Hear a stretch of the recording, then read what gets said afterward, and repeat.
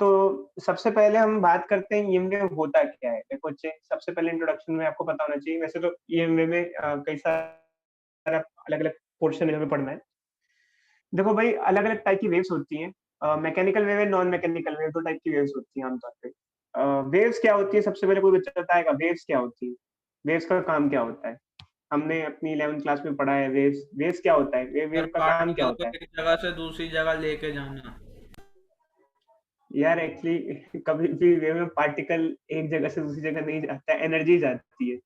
Wave yes sir, energy वही। को लेके जाता है और पार्टिकल ऑसिलेट करता है। एनर्जी को वन प्लेस टू अनदर लेके जाना, ठीक है? और पार्टिकल्स ऑसिलेट करते हैं मीडियम में, जब भी वेव चलती है तो ऑसिलेशन किसी न किसी चीज़ का होता ज़रूर है। ऑसिलेशन इज़ ऑलवेज़ देयर जब वेव ट्रैवल करती है किसी मीडियम से। तो वेव को जब हम क्लासिफाई करते हैं तो मेनली 2 टाइप की वेव होती है मीडियम के हिसाब से, mechanical and non mechanical. Mechanical waves वो होती हैं जिनको मीडियम की रिक्वायरमेंट होती है, जैसे साउंड वेव। और नॉन मैकेनिकल वेव वो होती हैं जिनको मीडियम की रिक्वायरमेंट नहीं होती है, जैसे कि बोलो, लाइट वेव हो गई, लाइट वेव या जो भी है, ईएम वेव हो गई। अब ये ईएम वेव क्या होता है? आपने 11th क्लास में भी पढ़ा होगा बच्चों, अपनी केमिस्ट्री में ईएम वेव के बारे में थोड़ा बहुत। बोलो भाई बोलो, बोलो, बोलो भाई बोलो। क्या, बिल्कुल चुप कैसे हो जाते हो यार आप तो? ट्रांसमीटर होता है सर इलेक्ट्रोमैग्नेटिक वेव का, जिसमें परपेंडिकुलर मतलब सारी मैग्नेटिक फील्ड और इलेक्ट्रिक फील्ड परपेंडिकुलर होती है, और वेव प्रोपगेशन भी परपेंडिकुलर होती है। हाँ, देखो अच्छा, एक्चुअली क्या है, आपने अपनी 11th क्लास में पढ़ा होगा कि ईएम वेव में electric wave, EM wave is made up of electric field, vibrating electric and vibrating magnetic field. खैर, हम इसके बारे में डिटेल में आपको बताएंगे। एक्चुअली क्या होता है बच्चों, जैसे कि शायद आपने स्पेक्ट्रम भी पढ़ा होगा। आज हम लोग उल्टा स्पेक्ट्रम डिस्कस कर लेते हैं, क्योंकि ज्यादा अच्छा रहेगा, आपको समझ में ज्यादा अच्छा आएगा। तो ईएम वेव में बहुत सारी वेव्स आती हैं। ये लाइट भी एक ईएम वेव है।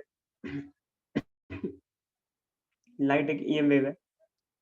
और अगर देखा जाए तो ईएम वेव में कौन-कौन सी वेव शामिल होती है? देखा जाए तो ईएम वेव में आती है light wave, infrared, ultraviolet, X rays, gamma rays. ये आती के क्लासिफिकेशन, हमने क्लासिफिकेशन किया अपने हिसाब से। अपने हिसाब से हमने इसको क्लासिफाई किया माइक्रोवेव और रेडियो वेव। तो अब एक्चुअली क्या है कि देखो, जो नेचर ने कोई क्लासिफिकेशन नहीं किया, हमने ही क्लासिफिकेशन किया है इसका। लाइट हम देख पाते हैं, हमारी आईज़ लाइट के लिए सेंसिटिव है, और बाकी वेव्स, ईएम वेव हम नहीं देख पाते हैं। इन सब वेव में फ़र्क किस चीज़ का होता है? फ्रीक्वेंसी का फ़र्क होता है। एक्चुअली क्या होता है बच्चों, जब हम किसी भी वेव की बात करते हैं, तो वेव का एक इम्पोर्टेंट फीचर होता है वेवलेंथ और फ्रीक्वेंसी। वेवलेंथ क्या होता है? वेव की लंबाई, वेव की लेंथ, लेंथ ऑफ वेव, इसे कहते हैं वेवलेंथ। और फ्रीक्वेंसी क्या होता है कि कितनी फास्ट वो ऑसिलेट करती है, 1 सेकंड में कितनी वेव्स ट्रैवल करती हैं। एक्चुअली क्या होता है कि अगर हम वेव की बात करें, वेव वेलोसिटी होता है फ्रीक्वेंसी इंटू वेवलेंथ। ये अपनी 9th क्लास में हमने पढ़ा था। इसे कहते हैं वेव वेलोसिटी,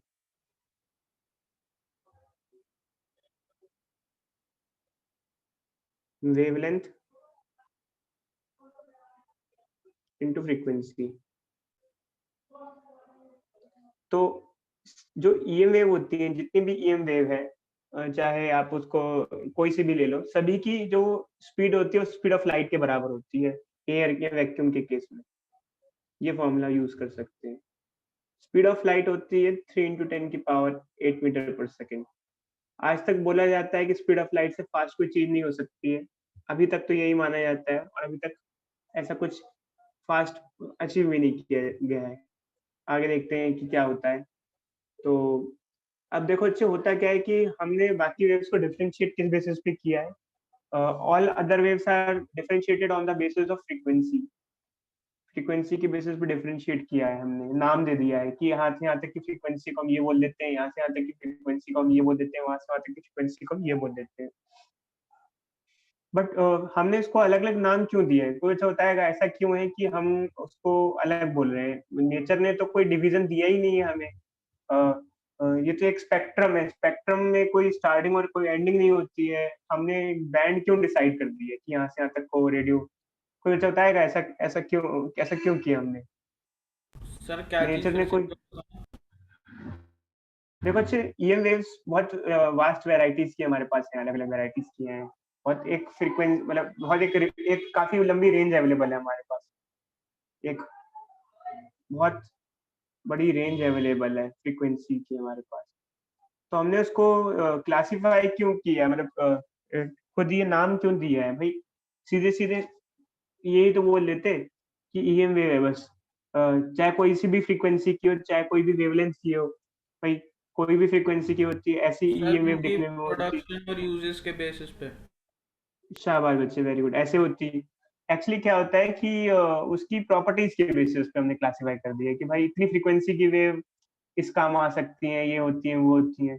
तो इसलिए हमने उनको फ्रीक्वेंसी के बेसिस पे, फ्रीक्वेंसी रेंज के बेसिस पे क्लासिफ़ाई किया है।